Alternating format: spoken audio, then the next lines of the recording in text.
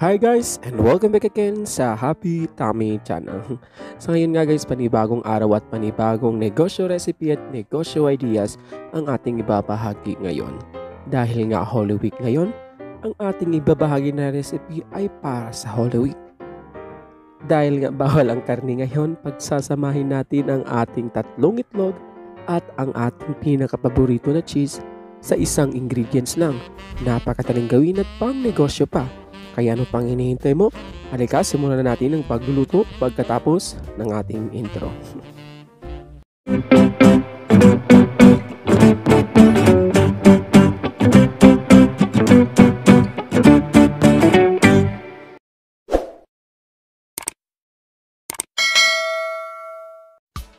At para nga sa ating ingredients, ito lang ang mga kakailanganin natin. Meron tayong isang piraso ng cheese at nabuksan ko na yan kanina. 3 piraso ng itlog at iboboil lang natin ito ng 5 to 10 minutes ang ating turon wrapper at ang ating mayonnaise. At pagkatapos nga natin itong i-boil ang ating itlog, ay balatan lang natin ito at tanggalin ang mga balat nito. Paulit-ulit ako doon. So ayan guys, hindi ko pinakita kung paano mag-boil dahil madali lang naman yon. Napaka-basic lang yun. So yan guys, kailangan lang natin itong balatan lahat. Pagkatapos nitong balatan ng 3 itlog natin, 3 itlog, ay dudurug-durugin natin ito gamit ang tinidor.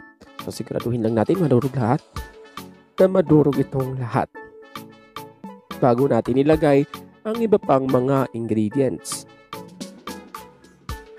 So yan guys, bakit nga ba natin siya dinudurog? Wala lang, trip ko lang. Hindi guys. So tuturugin natin ito para hindi magbuo-buo pag pinagsama natin lahat ng ating mga ingredients at pag linagay na natin sa ating lumpia wrapper or turon wrapper. So yan guys, pag durog na nga yung puso mo. Joke lang yun. Ayan guys, kuha lang tayo ng half ng ating cheese and then grate lang natin gamit ang ating grater. Kung wala naman kayong grater, ay gumamit kayo ng greatest. Corny.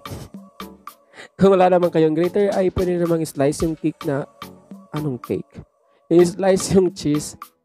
Yeah, depende sa sizes nyo. Kung gusto mo yung maliliit lang o yung malaki. Okay lang din naman yon.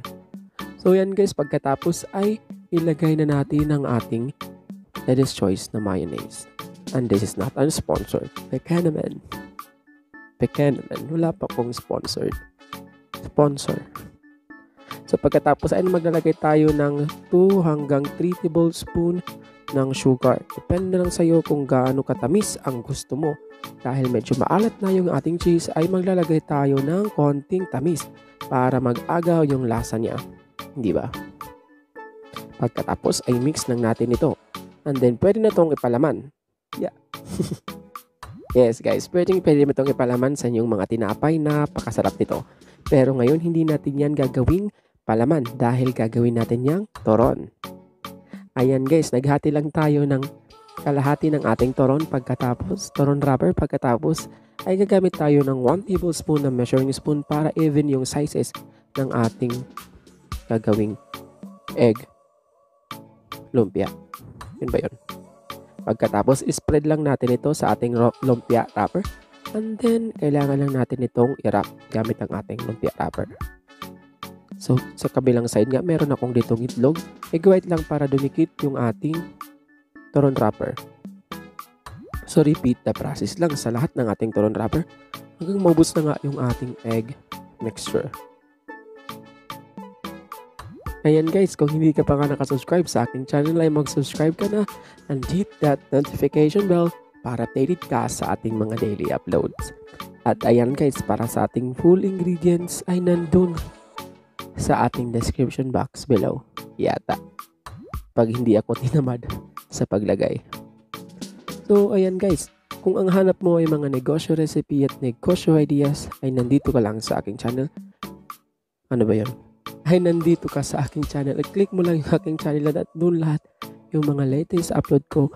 Mga kakaibang negosyo recipe, kakaibang negosyo ideas, kakaibang videos na pangluto. So, ayan guys. Pagkatapos natin itong i-wrap, ay pwede natin itong iprito sa ating pan. Kung hindi naman bet magprito ay pwede naman sa inyong air fryer kung meron naman kayo doon. So, sa isang mainit na pan nga ay ilagay na natin ang ating lumpia, egg lumpia. Pagkatapos ay prituhin lang natin ito ng 1 to 2 minutes in a low to medium heat lang. So ayan guys, constantly kailangan natin itong i-flip para hindi agad masunog yung other side nito. At ayan guys, para sa mga nagtatanong, at mandami na rin akong nabasang comment dito kung bakit daw lahat ng mga luto ko ay lahat priniprito. Bakit nga ba? Yun lang kasi yung madali at wala akong oven. At wala din akong air fryer. Baka naman may mag-sponsor. So ayan guys, pwede mo itong iluto sa inyong air fryer kung meron naman kayo. Pero dahil karamihan sa atin walang air fryer, kaya ito na lang, magtyaga-tyaga lang tayo. Pero kung ayaw mo naman guys ng medyo oily, ay pwede naman iprito na lang sa tubig. Pwede ba yon? Hindi guys, nabasa ko lang sa comment doon na sa tubig na lang daw iprito para mas healthy. Pwede ba yun? Hindi guys, kung gusto nyo naman yung hindi ma-oily ay okay lang naman, i-bake nyo na lang sa inyong oven. Mas okay nga yun dahil mas healthy yun. Or pwede nyo i-reduce na lang yung inyong oil, depende na lang sa inyo. So ayan guys, pagkatapos ay i-drain lang natin sa ating strainer. Set aside lang natin, palamigin, and mag-plating na tayo.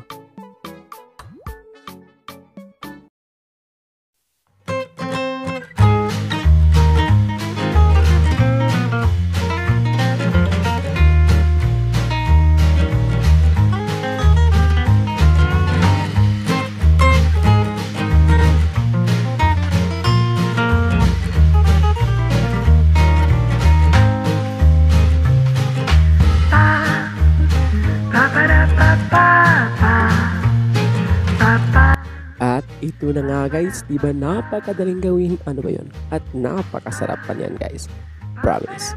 So yan guys, pwede mo itong ibenta ng 3 to 5 pesos bawat isa, depende sa laki ng gawa mo.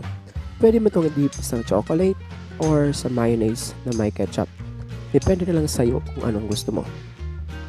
So yan guys, maraming salamat sa panonood. Huwag mong kalimutan mag-like and subscribe and hit that notification bell para updated ka sa ating mga daily uploads. Thank you for watching. Stay safe. God bless.